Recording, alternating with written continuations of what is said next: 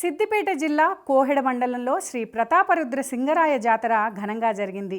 ప్రతి ఏటా పుష్యబహుళ అమావాస్య రోజున మాత్రమే ఈ జాతర జరుగుతుంది. సింగరాయ గుట్టల్లో వెలిసిన నృసింహస్వామిని కరీంనగర్, వరంగల్, సిద్దిపేట, హైదరాబాద్, మెదక్, రంగారెడ్డి జిల్లాలతో పాటు ఇతర రాష్ట్రాల నుంచి వేలాదిగా భక్తులు తరలివస్తారు. స్వామివారిని దర్శించుకుంటారు. మంత్రి పొన్నం ప్రభాకర్ పాల్గొని స్వామివారిని దర్శించుకొని ప్రత్యేక పూజలు చేశారు. కాలంలో ఉన్నటువంటి సింగరాయ జాతర అప్పటి నుండి ఈ ప్రాంత ప్రజలందరికీ ఒక విశ్వాసం, నమ్మకం, భక్తి.